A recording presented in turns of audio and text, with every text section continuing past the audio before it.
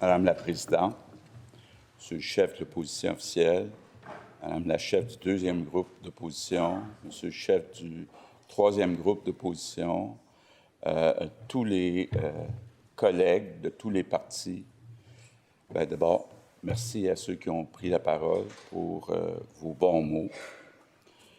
Vous allez me permettre de saluer aussi mon épouse Isabelle, qui est dans les tribunes. Elle a été avec moi pendant toutes ces années. Elle a fait des sacrifices pendant toutes ces années. Merci, Isabelle.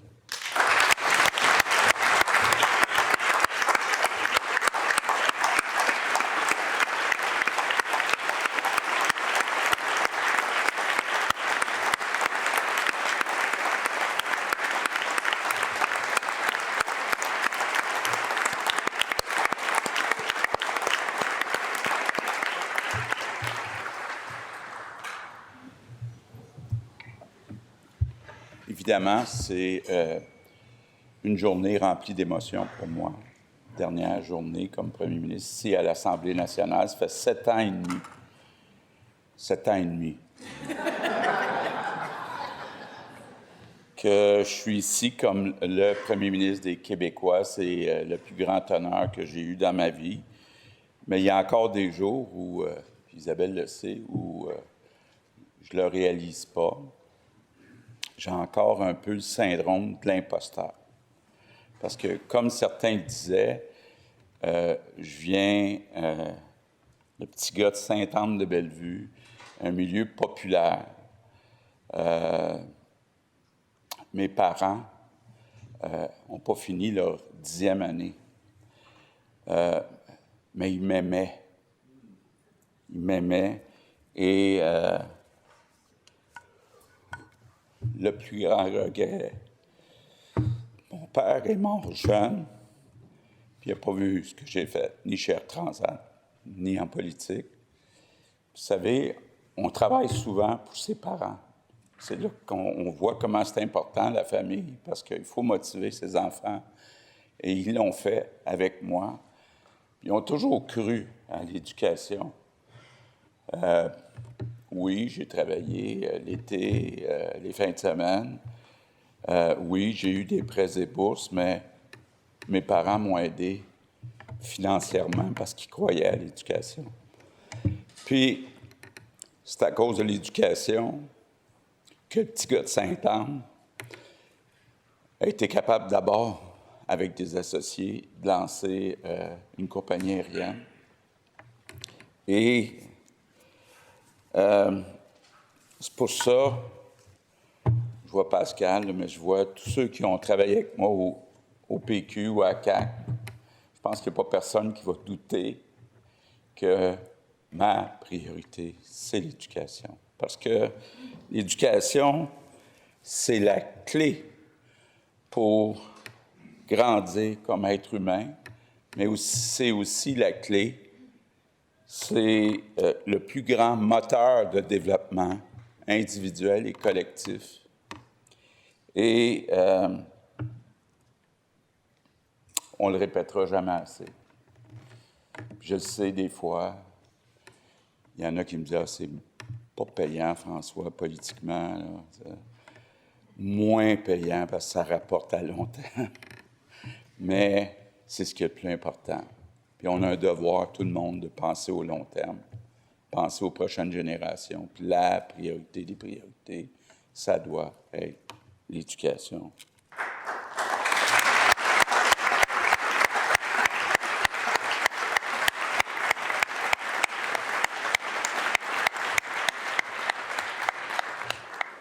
Après Air Transat, j'ai accepté l'aventure de la politique. Pourquoi? Hein? Pourquoi? Je dirais... Puis tantôt, le chef du troisième groupe parlait d'une des personnes... À cause de 2 personnes, René Lévesque et Lucien Bouchard.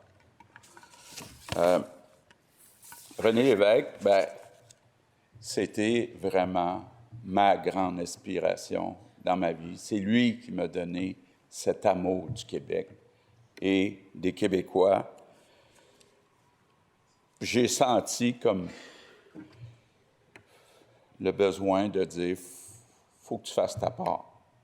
J'ai été chanceux, choyé, et il faut en retour faire quelque chose. Lucien Bouchard, bien écoutez, c'est lui qui m'a donné ma chance en politique. J'ai toujours été impressionné, même encore, par Lucien Bouchard, son charisme.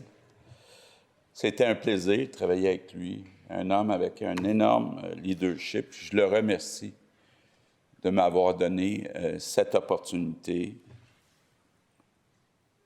Inquiétez-vous pas, je ne me suis jamais pris pour ni René Bouchard. J'ai été d'abord au Parti québécois. J'ai fondé la CAQ avec Martin Koskinen, Brigitte, toute la gang. Et peut-être pour un début de réponse à la question du chef du troisième groupe, sur la question nationale, sur cette volonté de protéger notre identité, je pense que les objectifs du PQ et de la CAQ sont proches, ne sont pas très différents. Les moyens sont différents. Bon, vous savez que j'aime le hockey. Pour moi, il y a une phrase de Martin Saint-Louis, coach canadien, qui résume bien ce que je pense. Il faut prendre ce que la game te donne. Il faut prendre ce que la game te donne. Je n'irai pas plus loin que ça pour aujourd'hui.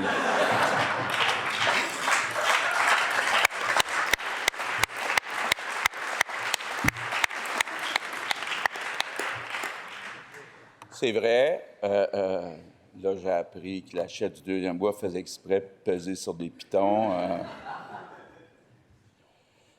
Je disais hier au ministre de l'Environnement, c'est mon idole. Il est capable, lui, d'être tough, mais en restant calme. Moi, j'ai un petit peu de misère. Je me donne ça comme objectif au début de la période de questions, mais c'est rare que je suis capable d'y arriver. Oui, on a eu des débats corsés, mais sincèrement, on est capable de travailler ensemble. Et puis, on en parlait tantôt, évidemment, la pandémie. Écoutez, c'était admirable comment on a travaillé ensemble pour les Québécois. Puis je vous dis un énorme merci à tout le monde pour votre solidarité durant cette période difficile qu'on a vécue. Merci.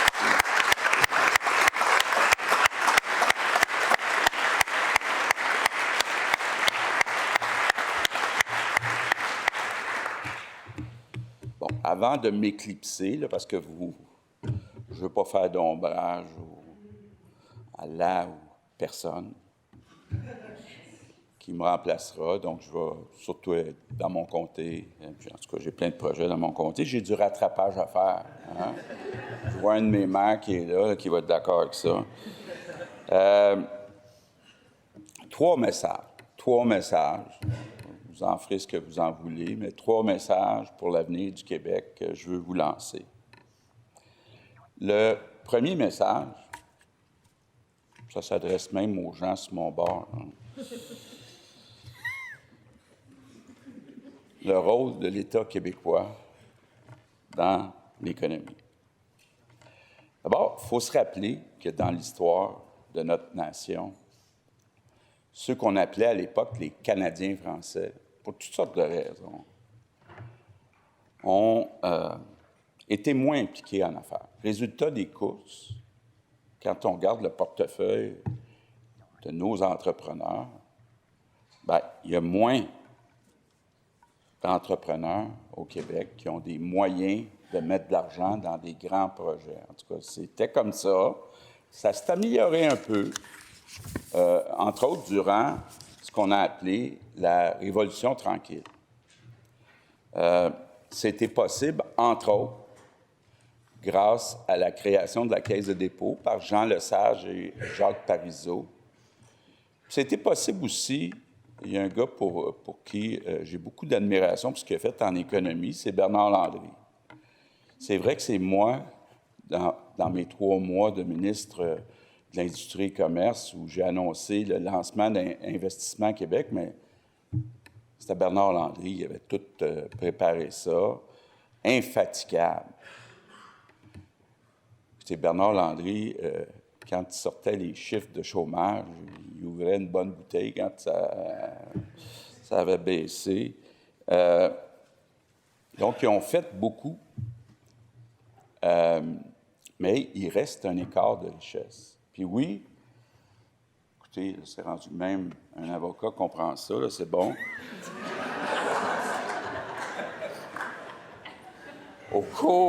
Au cours des 7 dernières années, ou 7,5, mais j'ai des chiffres juste pour 7, excusez, M. Lafontaine, on a réduit de 6 points. Ça a l'air de rien, là, mais c'est beaucoup de milliards. De 6 points notre écart de richesse entre le Québec et le reste du Canada. Puis pourquoi on a fait ça? Bien, pour moi, là, aller voir la croissance des investissements des entreprises. On a aidé 25 000 entreprises. Et la croissance des investissements des entreprises a été beaucoup plus forte au Québec que dans le reste du Canada pendant ces 7 années. Puis ça a amené le reste, c'est-à-dire le PIB par habitant, le revenu disponible, les salaires, etc., etc. Mais, malgré nos efforts, il en reste encore un écart avec le reste du Canada, puis un écart encore beaucoup plus grand avec les États-Unis. Puis évidemment, pas besoin de vous dire, là, parler du protectionnisme puis de la situation, là, il y a encore beaucoup de travail à faire. Donc, la vérité, c'est que même encore aujourd'hui, malgré tout ce qu'on a fait, il y a moins d'entrepreneurs qui ont des moyens d'investir dans un grand projet au Québec que dans le reste du Canada. Donc, la vérité, c'est qu'on a encore besoin de l'État québécois pour suppléer. Et il ne faut pas être naïf non plus. Tous les États dans le monde mettent en place des incitatifs pour attirer des emplois payants. Pourquoi? Bien parce qu'ils se repayent avec les impôts additionnels qui sont payés sur ces emplois payants. Je comprends, surtout quand on est en politique, que c'est pas facile de gérer le risque qui est associé à ça. Hein. Sur 25 000 projets, s'il y en a quelques-uns qui marchent mal, trompez-vous pas, là, ces personnes-là vont choisir. Mais je vais vous dire une chose, puis c'est la même chose quand j'étais en affaires. Quand on ne prend pas de risque, on n'avance pas. Et il ne faut pas que les échecs nous paralysent. Bon, évidemment, quand on parle d'économie aussi, il y a Hydro-Québec. Ça aussi, c'est ma grande fierté. Quand je suis arrivé, il n'y en avait pas de projet chez Hydro-Québec. On manquait de clients industriels. On a pris notre petite valise, puis on est allé en chercher. Et on a 200 milliards de projets actuellement chez Hydro-Québec. Et je suis convaincu que l'avenir économique du Québec passe beaucoup par Hydro-Québec. On est chanceux au Québec. C'est pas moi là, qui ai fait ça, là. Peut-être les nouveaux projets, mais il y a des gens avant moi, René Lévesque, Robert Bourassa, tous ceux qui ont mis ça en place. L'hydroélectricité. Hein? L'hydroélectricité, là, je fais une parenthèse. Là. C'est comme une batterie. On fait couler l'eau, puis on a l'électricité quand on veut. Là, quand je vois mes collègues des autres provinces me dire « François, on va faire un partnership. Nous, on va faire l'éolien, puis toi, tu vas pas. » Parce que l'éolien, c'est intermittent. Le solaire, c'est intermittent. Mais nous, on a la chance d'avoir l'hydroélectricité. Puis quand notre ami Trump aux États-Unis dit « Je veux des alumineries », bien, il n'y a pas d'énergie. Fait que, bon, profitons-en. Donc, mon premier message, les autres vont être plus courts. Mon premier message, c'est qu'on a encore besoin de l'État québécois pour se donner les moyens de nos ambitions. C'est pas une fin en soi, tu l'as bien compris ça aussi, Simon. J'écoute.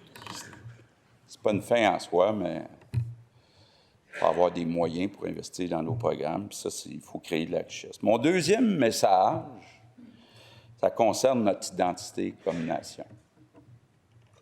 Il faut qu'on réalise tous, là, de se retrouver à parler encore français au Québec après 4 siècles, c'était très improbable. Tu sais, s'il y avait eu quelqu'un qui avait eu à gager il y a 4 siècles, on va-tu encore parler français entouré d'anglophones? C'était très improbable. Mais depuis 400 ans, nos ancêtres, ils se sont battus.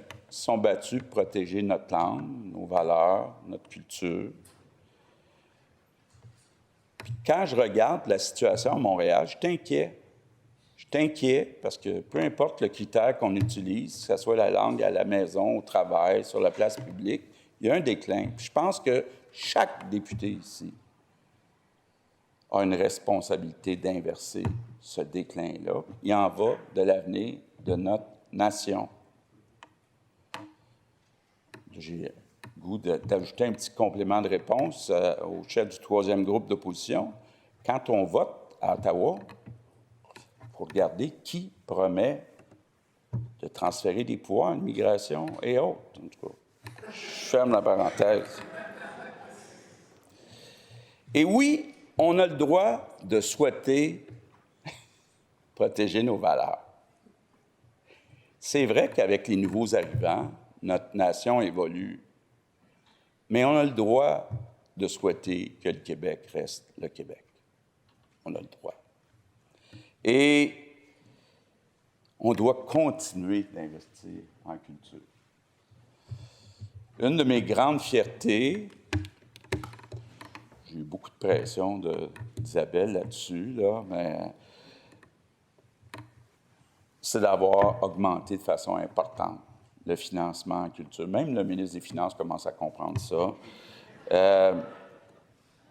Puis je visitais hier le futur Musée national de l'histoire du Québec. Il est temps que ça existe, puis qu'on se permette d'être fiers de notre histoire. Puis il y aura aussi à Montréal un musée de la chanson et de la musique. On peut être fiers de nos chanteurs, chanteuses. On peut être très fiers.